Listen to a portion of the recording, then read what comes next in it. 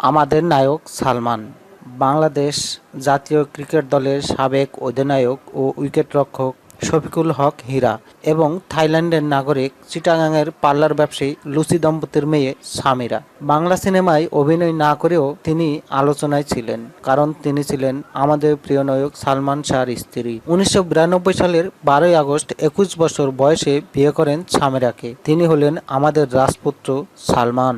সালমান শাহর মায়ের বান্ধবী নীলা চৌধুরীর মেয়ে সামিরা। আগে থেকেই পারিবারিকভাবে পরিচিত ছিল তাদের দুজনকে দেখতে খুব সুন্দর হওয়ায় তারা চাইতেন তারাই যেন বিবাহ করেন। তারা খুবই এটাকে পছন্দ করতেন। মায়ের পার্লারের ব্যবসার প্রতি আগ্রহ ছিল সামিরা। ঢাকায় সামিরার একটি বিউটি পার্লারও ছিল। সালমান শাহর জীবনের উন্নতিতে সামিরা বেশি সহায়তা করেন। সালমানের গেটআপ দেখে তার প্রমাণ মিলে। বলিউড কিং শাহরুখের সাথে মোলাকাত হয়েছিল সালমান দম্পতির। শুটিং স্পটে সামিরা উপস্থিত থাকতেন।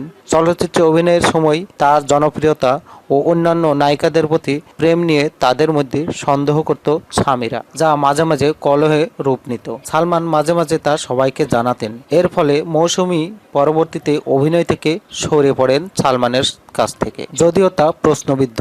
পরে সালমানের সাথে আসে শাবনূর। এরপরেই শুরু হয় নতুন ছবি আর বাড়তে থাকে নতুন গুঞ্জন। তাদের পরিবারের কলহ আরও দিন দিন বাড়তে থাকে। 1996 সালে সালমান শাহ মারা যান রহস্যজনক কারণে। এই বিষয়ে মামলাও হয়। পরে তা হত্যা মামলায় দায়ের করে তার পরিবার। এ সময় সামিরার ভূমিকা প্রশ্নবিদ্ধ হয়ে পড়ে। পরে সালমান শাহর পরিবার হত্যার অভিযোগ তোলেন। ওই মামলায় রিজভিকে জিজ্ঞাসাবাদ করা হলে তিনি সালমানকে হত্যার কথা স্বীকার করেন। তার সহযোগী হিসেবে ফারুক, ব্যবসায়ী আজিজ মোহাম্মদ সাত্তার, ডেভিড, ডন, সাজু, সালমানের বউ সামিরা, সালমানের শাশুড়ি লতিফা হক, লুসিও জড়িত এবং রবি নামে আরেকজনের নাম বেরিয়ে আসে। পরে সালমানের লাশ কবর থেকে পুনরায় ময়না তদন্তের জন্য তোলা হয়। মামলার তদন্তও করা হয়, কিন্তু কিছুই পাওয়া যায়নি। সামিরার মন্তব্যেই জানা যায় সালমানের মৃত্যুর গুঞ্জন। পরে তা বেশিদূর এগোতে দেখা যায়নি। কিন্তু রহস্যজনকভাবে স্বামীর মৃত্যুর পরে বিদেশে পাড়ি জমান সালমানের স্ত্রী সামিরা। সেখানে পাতেন আরেকটি সংসার। সেই সংসারে বর্তমানে আছে এক ছেলে ও 2 মেয়ে। এছাড়া সালমানের স্ত্রীর অন্য বন্ধুরাও কাছাকাছি থাকেন বলেও জানা গেছে।